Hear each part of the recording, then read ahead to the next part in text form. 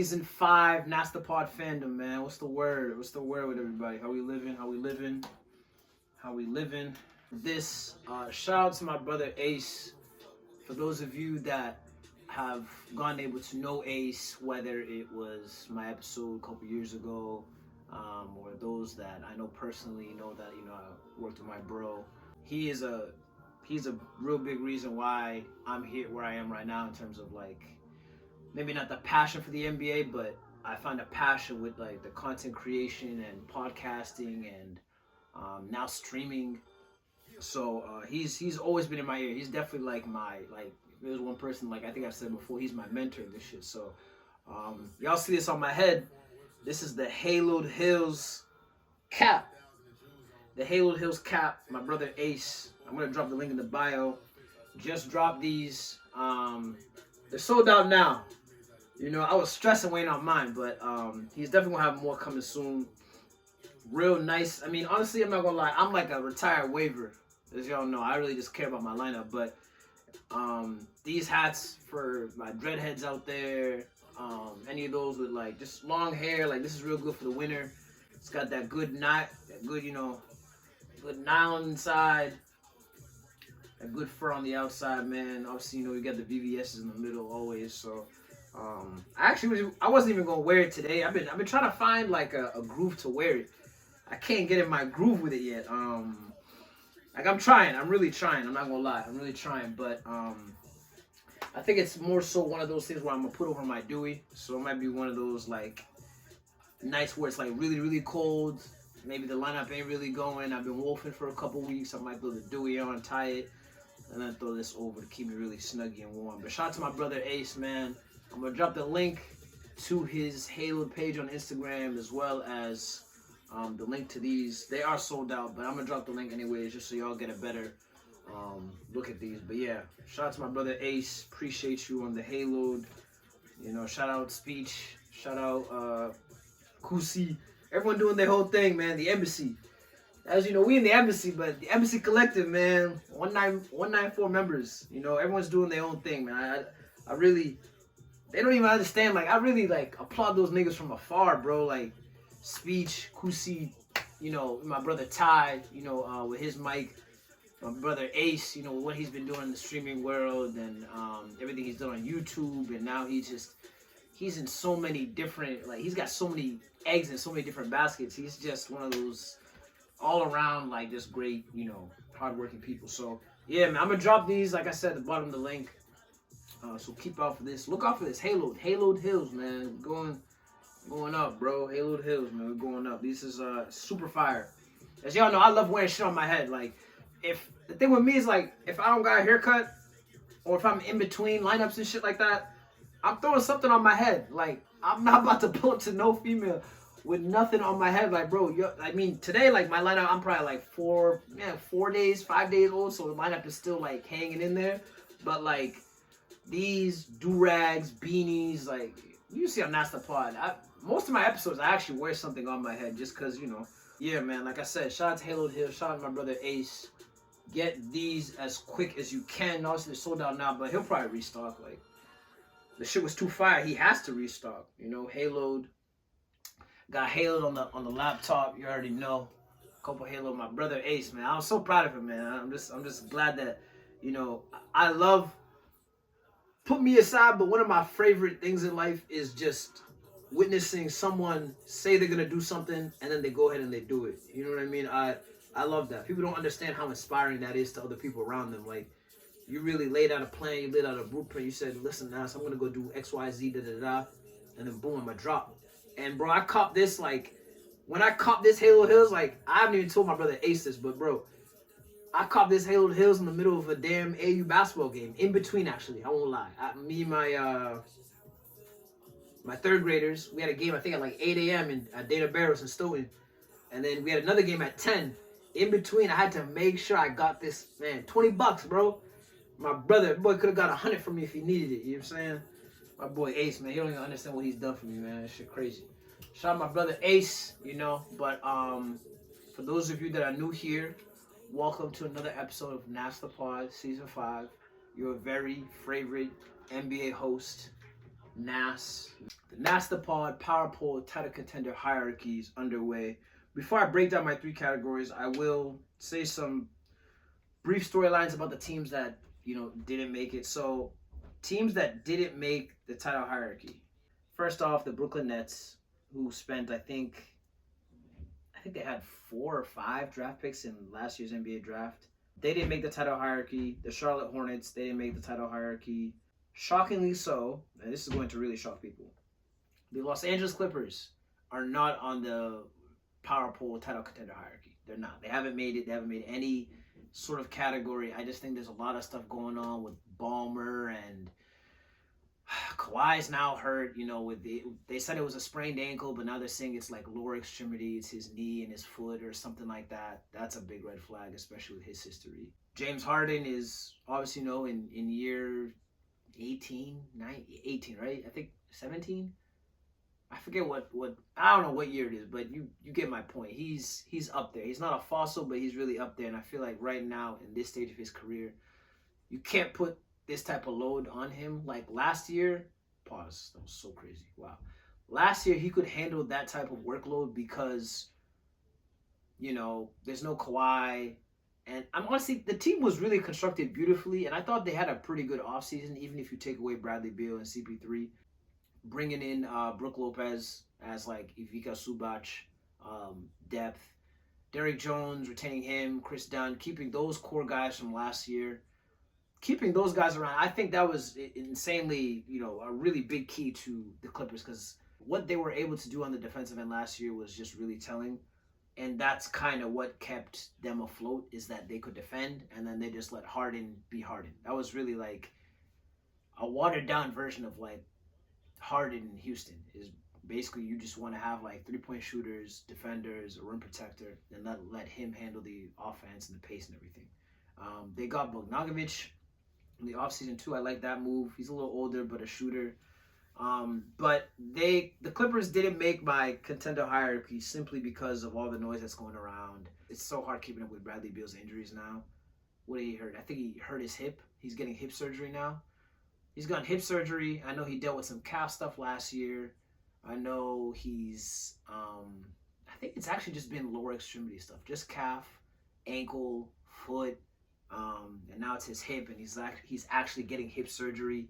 He's already 32 years old. It's tough. I feel like I'm one of the only people on this planet that actually like cherish the tiny like superstar window we saw from Bradley Beal. Now, if you don't think he's a superstar, I can get that. But the production, if you take into apart like the scouting report, like he was the team. Those last like 2-3 years in Washington, he was the team. He got all the attention, and there's not a lot of guys that could get that type of attention that he was getting on scouting reports with that inferior of a roster and still able to consecutively, just get buckets on everybody. The guy was like 30 a night for 2-3 years. I mean, it's tough. But the Clippers, they didn't make my title hierarchy. Those were my 3 like notable teams. I also left the Sacramento Kings off. They didn't make my title hierarchy. Shout out Russell Westbrook though. Real one. It's sad that Dennis Schroeder had to play this poorly and Russell Westbrook had to play this efficiently and this impactful for them to at least consider starting him at this point of the season. And I'm pretty sure they're already like, I don't know, they're probably already 13th, 14th in the West. It's already insulting the fact that they had to wait to this point to give him the starting job, because it's like, what are you doing? The guy didn't go to training camp with you guys. He wasn't on the roster. He comes in. Yeah, the Kings are 13th in the West right now. They're 3-9. They just announced that Russ will be starting for the foreseen future tonight. Tonight is the first game. I actually put him on my parlay. Shout out to everybody in the Discord. Free lays, man. Free lays. Hopefully it hits. I hope it hits. But anyways, like I said, Brooklyn Nets, Charlotte Hornets, Sacramento Kings, those were the couple of teams that you guys aren't going to hear a lot from, as we go forward. I'm going to start from the bottom and then ascend. This category is called fun, exciting, but not serious. I have 6 teams. these teams are talented. They've had some impressive wins on the season, but like I said, they're fun. They're exciting. They might be a team you might catch on League Pass on a Thursday night where there's not a lot of TV going on, and you might watch the whole game and be like, "Damn, this team really impressed me." So to kick us off in the fun, exciting, but not serious category of the power poll, Philadelphia 76ers, fifth in offensive rating, sixth in three-point percentage. Max is having a career year. VJ Edgecombe, as I've mentioned, has, he's slowed down a little bit, but we know that he's ready. He's here. He's a starting level, two guard in the NBA, especially with his hot start. Joel Embiid, he's been a big question mark, like, to this point, I would say. I don't even know how to best sum it up. I mean, his reps have been ramping up a little bit, but it's just too early to tell with, like, I can't project the 76ers without exactly knowing what type of version I'm getting from Joel Embiid. And to put the cherry on top, Paul George, who's supposed to be returning sometime later this week. PG, I mentioned in the first episode that I think this is going to be a really good role for him. That's why I love the VJ Edgecombe pickup and just surrounding Maxey with additional playmakers and orchestrators. So it's not like he's going to be in a position early in his career where defenses can key on him and he's going to be dependent on to, basically facilitate every single half-court possession. And I feel like that's something that we saw from James Harden. I feel like that's something we saw from Devin Booker earlier. These other, like, guards that obviously we know we can score points, but when you don't put, like, a floor general or someone that can relieve them of that heavy workload, you see them kind of, they kind of get drained out. Like, James Harden, people get on him all the time for all the times he's flamed out in the playoffs. They failed to mention how he's played maybe at least 70 games in an NBA season and how he's done that consecutively. I always like to mention that he was never caught up in the load management. And him, out of anyone of his generation, should have at least got the benefit of the doubt of, having some load management, like guys like Kawhi, guys like PG. Whereas, like, it's not about necessarily his injury history, but it's about trying to maintain him in fine-tune for the playoffs. So Maxey having guys like McCain and Edgecombe, that's going to make it easier for guys like PG. Someone at the tail end of their career can come in and focus on the little things, rebounding, defensive rotations, being that defensive quarterback, that Swiss Army knife, being a spot-up shooter, and occasional, dependent on score in the half court. I think it's a really, really, really good spot for him. I thought this even before he got to Philly, even though, like, the bag that he got didn't warrant the role that obviously Philly was going to have for him. Like, it's not like Philly got him and they were like, okay, PG, you're going to average 28 points. Like, we already knew, like, Maxey was ascending. We knew this was still Embiid's team at the time, coming off an MVP. So it was just a nice, seamless kind of, position for PG to slide into. So honestly, it's hard to project where Philly's at, like I said, because of the injuries to Embiid and the history of PG. I don't know where I can see them in a couple months, but if you were to tell me that they were like third in the East in a couple months and they had like the fifth best net rating, I wouldn't be shocked. I mean, Nick Nurse is a credible coach with an NBA title. I have, respect for him. They have some vets, on the bench, Kelly Oubre, Kyle Lowry, who's not playing, but they have, like, for a guy like VJ Edgecombe, I'm sure having a guy like Kyle Lowry, that's a pretty big deal to him, just because of all the game that he can give him on and off the court. So you got to think about just tiny things like that. So the 76ers, fun, exciting, but not serious. Not going to be playing into June. Next, the Phoenix Suns. I will start off with saying shout out to my man Jordan Ott. Jordan Ott has revived any sort of remaining life in Phoenix Suns basketball fandom.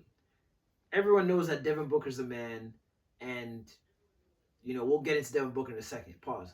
But Jordan Ott, after Frank Vogel, after firing Coach Bud, it seemed like there was a real major infrastructure problem in the Valley, and we all know that. And, even when they interviewed their former assistant Kevin Young for the head coaching position, and there were reports that Book wanted him to have that head coaching job, goes to BYU, and now he's coaching AJ Dibansta, future number one pick. It just felt like as fans, we saw KD, we saw Beal, we saw Nurkic, we saw, Nick Richards, we saw these moves, we saw Tyus Jones, we saw Phoenix put these pieces together, and it's like, okay, we can see a future for them. But we just didn't take into account that maybe their infrastructure was just extremely fragile. And I think that's fair to say, because Jordan Ott, and shout out Jordan Ott, like I said, Jordan Ott has come in there and he's established a actual identity. Like, there's action identity with Phoenix Suns game. The Phoenix Suns, like, they've probably been one of the most like talked about teams on Nass over the past couple of years. Obviously, because I'm a fan of Devin Booker. I love his game. But obviously, KD coming over, I'm a fan of his game. Bradley Beal coming over, I'm a fan of his game. Like I just talked about him a couple minutes ago. So just from the outside looking in, like the roster pieces, I could understand what they were doing. You know what I mean? But the fight, like they didn't have fight. They couldn't defend. They couldn't defend the rim. And that was just all on top of these constant injuries.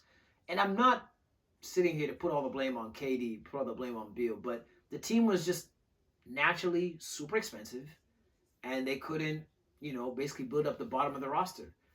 And when you can't build up the bottom of your roster, you have your major players playing heavy minutes, which can lead to injuries. Like Devin Booker was, people forget, last year to start the year, he was pretty dinged up, like to start with like calf stuff, some other like knee stuff. So seeing him healthy and active, like that's been a revelation. I mean, he's going crazy. He's averaging like 29 points, 4 rebounds, 6 assists, over 60% true shooting.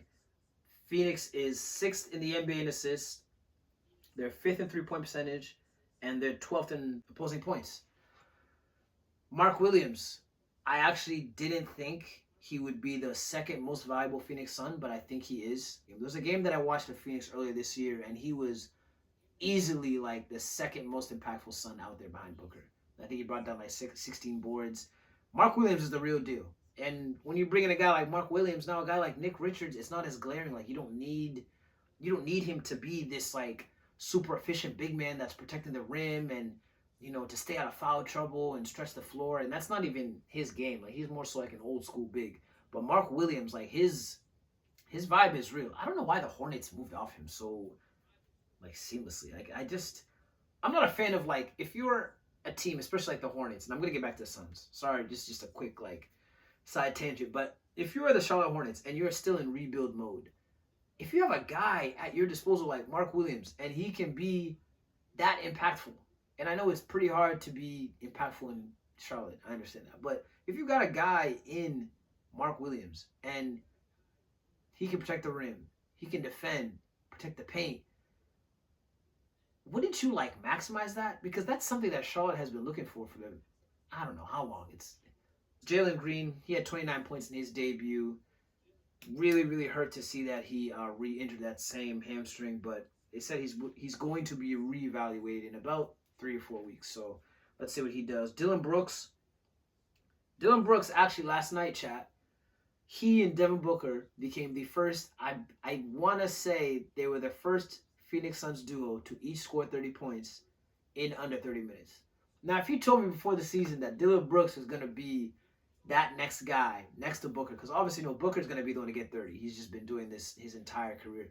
But if you told me that under 30 minutes that the co-Suns teammate that matched Booker was Dylan Brooks, like, I would cry. I'd be like, there's no way. There's no way, because Dylan Brooks don't got a shot he don't like.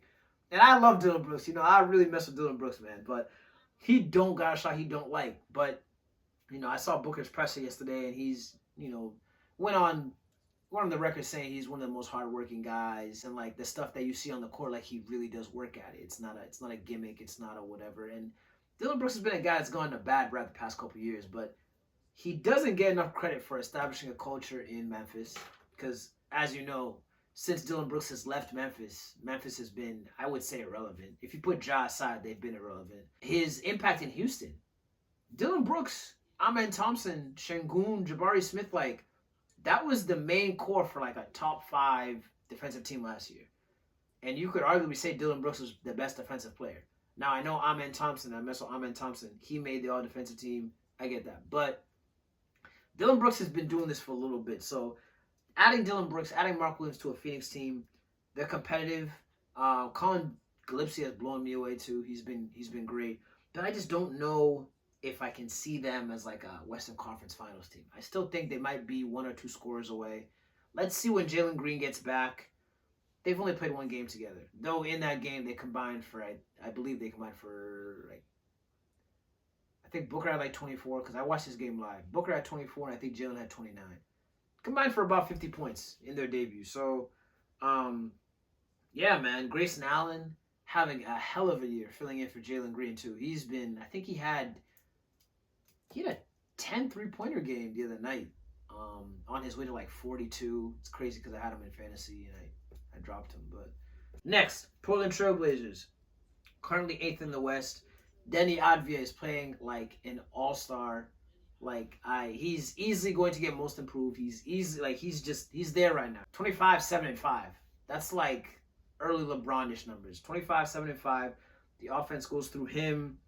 They're 7th in points per game. I watched Portland against Orlando the other night. That was a hell of a game. That's one of the best games I've seen in the past 2 years. Two teams that are just trying to climb the ranks, more so Portland than Orlando. Desmond Bane, game winner.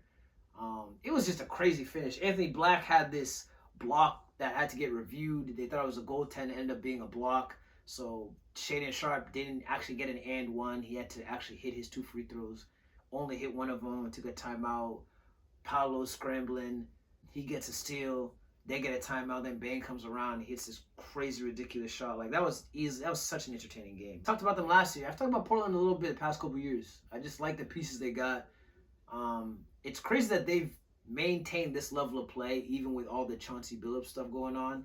Hopefully, that comes back to just being like nothing. But nonetheless, Portland, they've just been playing, out of their minds. Shaedon Sharpe had a slow start, and I know this personally because I drafted him on my fantasy team. He had a slow start, but I believe after like 5-6 games, there was a report coming out that he had been on a minutes restriction. I think he had like an undisclosed injury, but the past 3 nights, he's been unbelievable. In that game against Orlando, I think he had like 31. Then he had 35 against the New Orleans Pelicans. I've gone on record the past, couple of seasons of Nass saying like, listen guys, this guy, everyone knows he's talented. It's all about him just putting it together. But now with Anthony in Boston, now it's like, all right, he has all the touches that we think he deserves. So yeah, I think Portland's a really, really fun team. They're still waiting Scoot Henderson, Donovan Clingan, Toumani Camara, all defensive level player, Drew Holiday, who's done an amazing job just scoring in the half court. Because like I said, Shaedon Sharpe was struggling early, like the first 5-6 games, just shooting efficiently from the field. But Drew Holiday he's been great. 17 and 8, shooting the ball well from 3, defending. Holiday, Clingan, and Camara, that is a real like defensive trio. That's why I like them. I really do like them.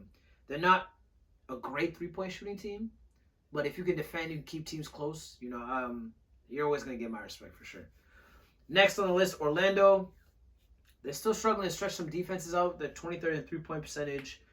Paolo was off to a shaky start. His jumper wasn't really falling, I believe, the first like 3-4 games. And obviously you got people on Twitter, NBA Twitter, which, I'm active on that too. But I love NBA Twitter, but it's so revealing to tell who watches games and who doesn't, because everyone was at Paolo's neck. I think even Kirk Goldsberry was pretty harsh on Paolo Banchero and the shots he was getting.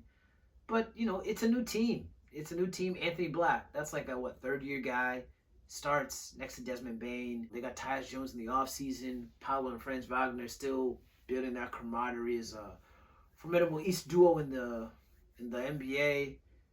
I actually like the team. Wendell Carter, he works really hard, rebounding, defending. Jonathan Isaac was like all defensive level player a couple years ago. I still don't know where that is exactly, but I don't know. I do like the pieces. I can't sit here and say that the Magic are a competitive team. They had a real glaring hole, as you know, stretching the floor, bringing in one of the best shooters in the league in Desmond Bane, who shockingly, he actually was off to a pretty up and down start shooting the ball. I think he was shooting sub 40% his first 5 games. He's up to 44% now, but Yeah, I do like the team. They're gonna defend. You got two guys that are gonna give you 25 and 5, and Paolo and Franz. You got a shooter now in Desmond Bain. Desmond Bain is maybe not the greatest floor raiser. You wouldn't think of him as like this elite playmaker, but it's a guy you can depend on with the ball in his hands in crunch time. Jet Howard stretching the floor. Bidonze and De Silva, those guys, I haven't talked about them a lot on Nass the Pod, but those guys work hard. Like Bidonze and De Silva, they work hard. Especially De Silva. De Silva shooting 39% from three. So it's a real hard-working blue-collar East team. Their Achilles heel is probably going to be their playmaking, and I think it's going to fall on the heels of Anthony Black and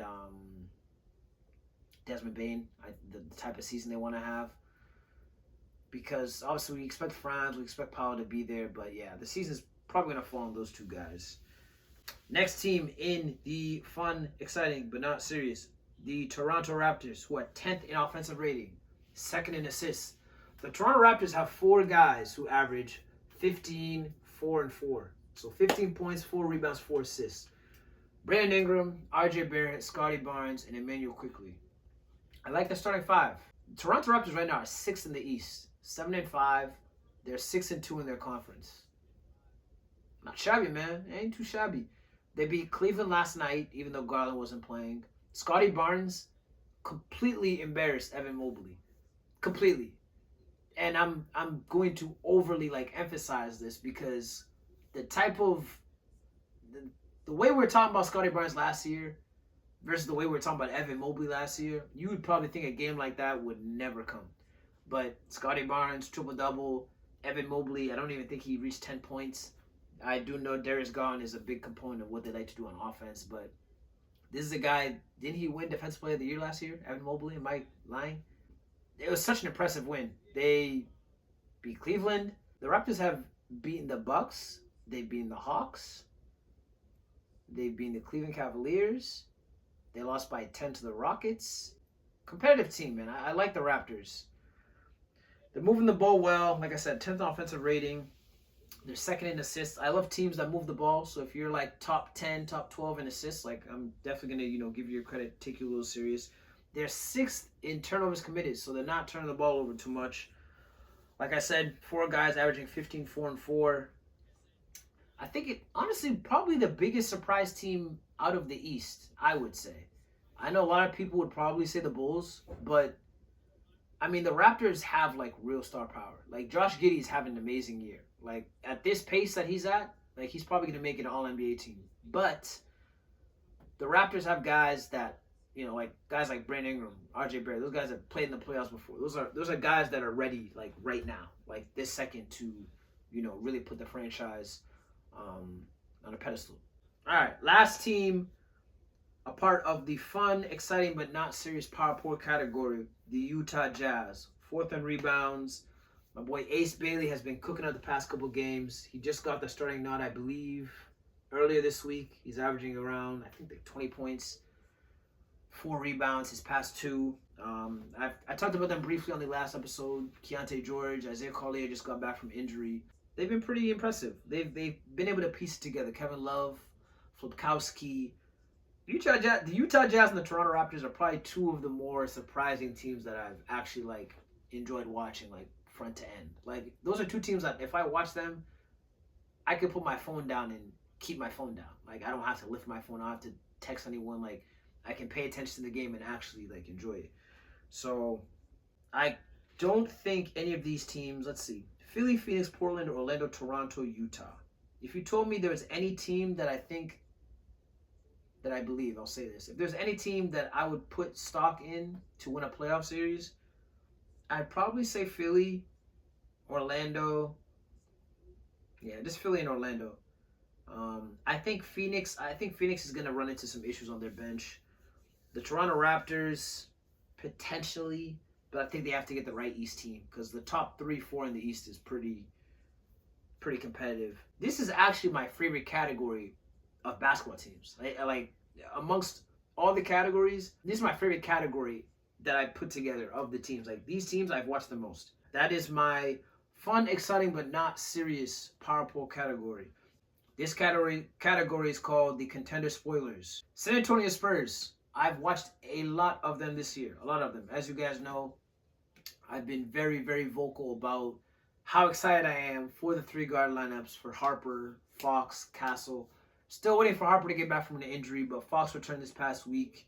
They had a tough loss against Golden State the other night, which I really tried to pay attention to because this was their first game, not just first star level game where Fox and Wemby and Castle have to match up against another trio. But this was the first game where they really had to face a playoff, at least playoff level, and I think that would be watering down Golden State in as like in terms of where we see them in the NBA. But in terms of a real NBA team, like this was the first test. This was the first shot we got to see. They came up short. Castle and Wemby both dropped triple doubles. I really do think that Stephon Castle and De'Aaron Fox, I really do think that if they run dribble handoffs and pick and roll with Victor Wembanyama, I truthfully believe with their shooting, with Devin Vassell in one corner, Harrison Barnes, you got Luke Cornett coming off the bench giving you really, really good valuable minutes, efficient shooting from the floor. I really do think that those guys should be putting a ton of pressure on defenses all the time, and they should be able to get to the line all the time because those 2 guys are 2 of the best paint touchers, rim aggression guys. And, you know, I've already told you guys about Dylan Harper and what he was doing at Rutgers, and obviously the flash he's shown instantly. I really do think that is going to be one of the most impressive, unguardable, cohesive offensive units we've seen probably the last 10 years.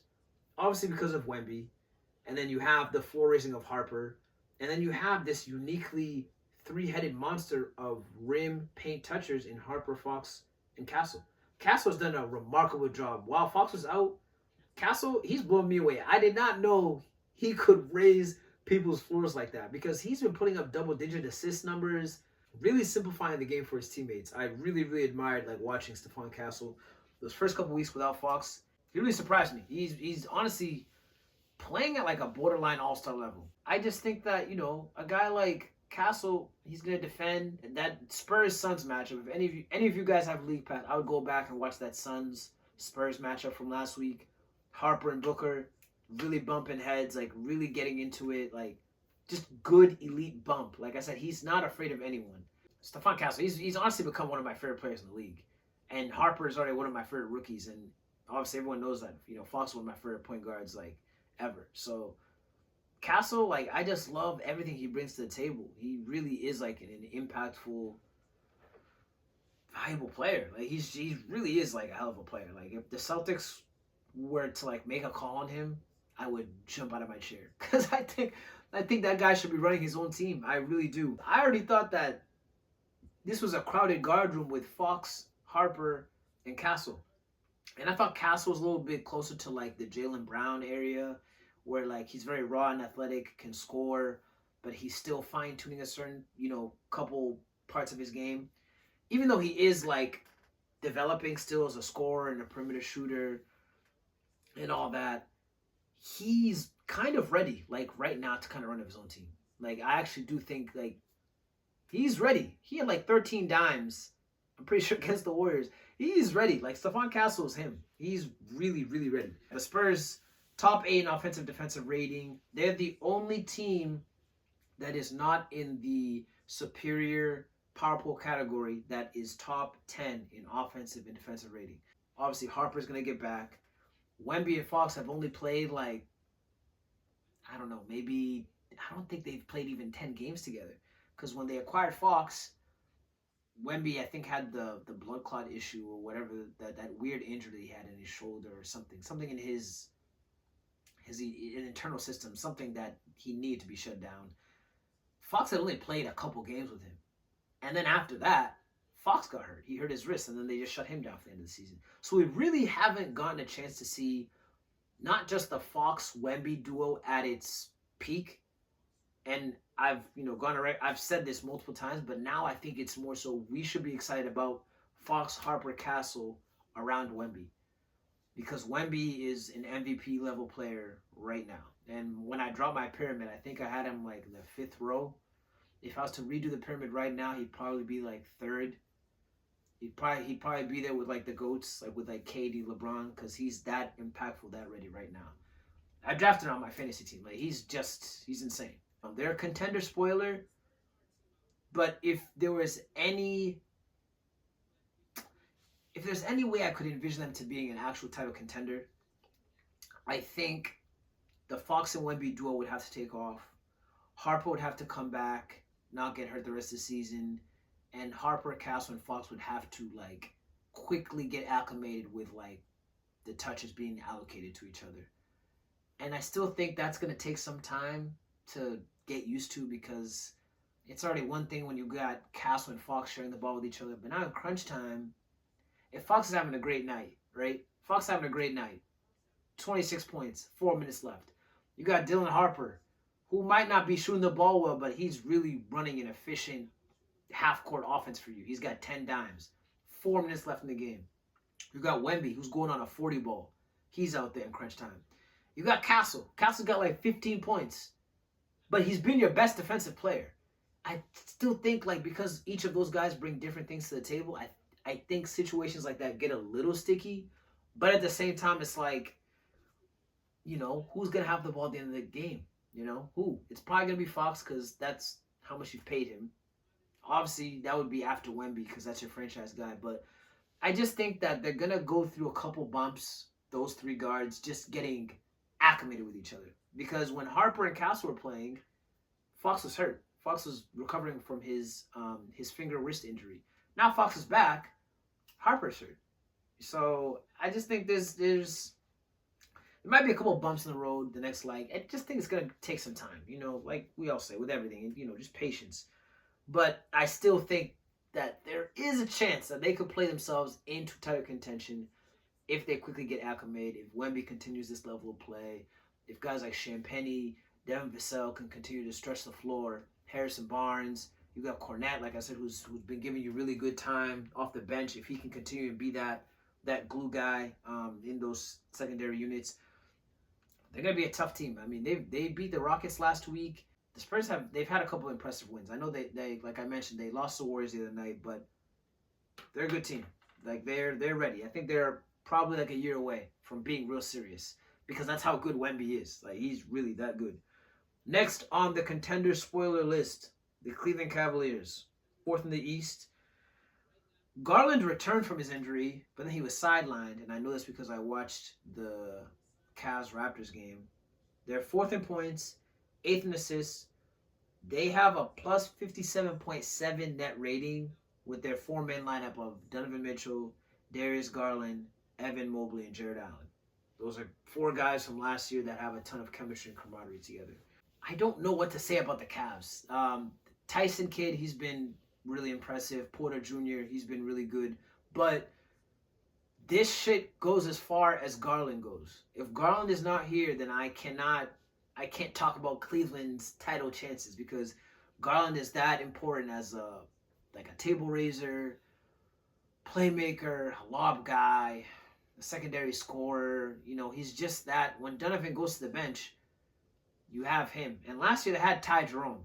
That was kind of your insurance. They got Lonzo Ball too, who also, I think he was out with a knee injury, but I think it was maintenance. I want to say it was maintenance. But this will only go as far as DG lets them. DG got to be healthy. He's become low-key kind of injury prone the last 2-3 years. I'm not going to lie. I think all of us here would call themselves Darius Garland fans, like myself. That's actually one of Eli's favorite players. But it's just the fact that he's small and he's hurt. You know what I mean? He's an all-star level, all-NBA, talent level player. But he's got to be on the court. And they're a completely different team when he's not on the court because their three-point shooting is different. The spacing is different. Their pick-and-roll option, ball handler guys are different. You have to play Donovan Mitchell, different minutes if Darius Garland's not there because now you don't have another guy that can dictate the offense from a possession-to-possession basis. And overall, I just think that's how much he means to them. I really do think he means that much to them. So, yeah. They're on my contender spoiler. The only way they can climb and ascend is if we get Garland back and we can really get a look at what the Lonzo, Garland, Donovan Mitchell trio looks like. I actually do believe Lonzo, Garland, and Mitchell they will finish out a playoff game together in crunch time. I'm already going on record saying that now. Those three guards will finish a playoff rotation together. It'll be a night where Jared Allen is in foul trouble. They got Evan Mobley running the 5, and maybe at the 4 they'll have. They don't have Okoro anymore. At the 4 maybe they'll have like Sam Merrill or one of those like spacers. But I do truly believe that Lonzo, Garland, and Spider Mitchell, those guys will finish a playoff game together in crunch time this spring. I can see it. But for now, until I do see it, they're going to stay in my contender spoilers. Next, the Detroit Pistons. The Detroit Pistons are first in the East. Typically, you would think like, okay, a team like that first in the East, you'd probably be like, okay, maybe they're, contending for June. But I still think it's kind of early. I should actually start off with Jalen Duren because everyone knows about Cade, but Jalen Duren, shout out to my brother Rod. Rod told me on Discord this past week, like, listen, man, you gotta really pay attention to the Pistons. Jalen Duren is going crazy. I think Jalen Duren is literally a walking 20 and 10 right now. Let's see. Jalen Duren on the season is averaging 19.4 points on 65% shooting from the field and 12 rebounds and 2 stocks, a steal and a block. He's probably going to be put into most improved player conversations. Tobias Harris is out with an injury. They've been playing a heavy dose of Cade ball. Sar Thompson, the thing with him is that he wouldn't shoot the 3 ball, but now he's showing that he's still like willing to shoot it because now teams are going to force him to shoot it. I have a ton of stock in him. I think just like his brother Amin, I think they're going to be very special players in this league on both sides of the floor. But the team is kind of, like I'm not in love with their bench. I know they got Duncan Robinson to fill in for the Malik Beasley and Tim Hardaway Jr. void.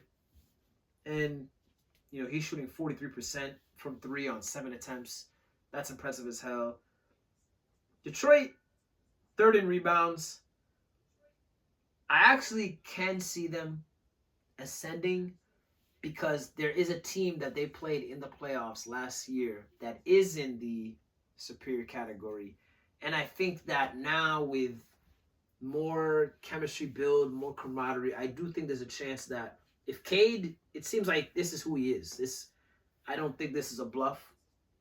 27 points, 5 rebounds, 10 assists, a steal a game. He's not even shooting well from 3. Cade is shooting 28% from 3.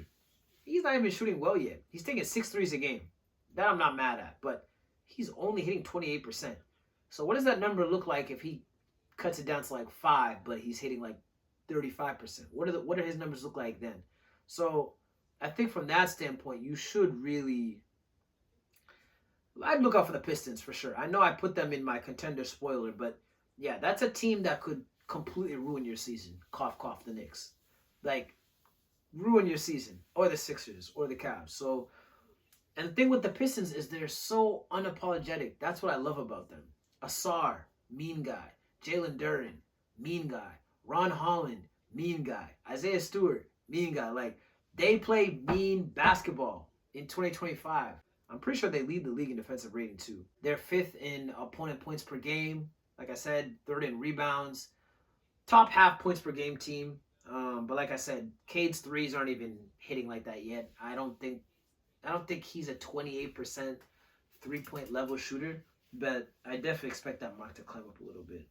Next team in the contender spoilers, Los Angeles Lakers, who lead the league in field goal percentage. Austin Reeves and Luka Doncic, they should be the only pair of teammates I would, and I'm creating this metric out of thin air, but because I'm just an NBA junkie and I go on NBA stats and I look at Basketball Reference and I look at StatMuse and I look at net ratings and defensive ratings all day, every day. I'm pretty sure that Luka Doncic and Austin Reeves are the only duos to be averaging 25 plus points, 8 plus assists, and shooting 10 free throws a game. I want to say they are. And if they aren't, then I think that mark like tailed off like last game. They had a tough game against the OKC Thunder, but the OKC Thunder are like the greatest team to ever live. So it's not a shock that Reeves and Luka struggled against them. But like I said, they lead the league in field goal percentage. DeAndre Ayton has been all right. Rui Hachimura has been all right. We're still waiting LeBron. And I'm awaiting from the Lakers is I know they're going to be a good team, but for me, I'm awaiting to see what exact role is LeBron going to be in, especially after what we've seen from Austin and Luka. They've been just on a scorcher. Even if you take the OKC game away, like Luka entering that contest was like 36, 37 points a game. Unguardable. Unguardable. Easily the peak version of himself. He's dunking now. It's hard to gauge like what are we going to expect from this Lakers team. Because they're bottom third in defensive rating. They already had trouble getting stops last year. And now in 2025, we need to rely on Luka, Austin Reeves, and LeBron in your crunch time lineup to get stops versus teams like the Minnesota Timberwolves, teams like the Golden State Warriors, teams like the Houston Rockets, teams like the Denver Nuggets, OKC. Like, those teams are going to chop you apart. DeAndre Ayton, I do think that he can be, I mean, he's had some pretty bright moments, but I do think that the margin of error is, it's like here, like you have Luka and LeBron simplifying the offense for you. He shouldn't have any problems just being effective. So Ayton, I think he's going to be on the recipient of some of those great looks. But yeah, I'm not sure on the Lakers. I don't think they get enough stops. Still not sure about Vanderbilt as a spacer in 2025, and that's a guy that they need badly because he's one of the few guys that plays defense. Marcus Smart has been a bright note, though. I'm pretty sure he had 7 steals the other night. He's been a real bright note for them. But I still think that still some more juice I feel like the Lakers need to really be taken serious. And it can't just be about, oh, we need LeBron back. Last two teams on the contender spoilers category. The Milwaukee Bucks, who are 11th in offensive rating. Ryan Hollins has been one of my biggest surprises this year. He's basically been the Bucks' best premier half-court orchestrator. Ryan Hollins is averaging 17 points, 5 assists on 64 true shooting percentage. Since Middleton, since Drew, since Dame, like, Giannis hasn't had a guard like this. There were some rumors in the offseason that Kevin Porter Jr. might be that guy for them, kind of run, pick, and roll, be that secondary, orchestrator, distributor for the Bucks.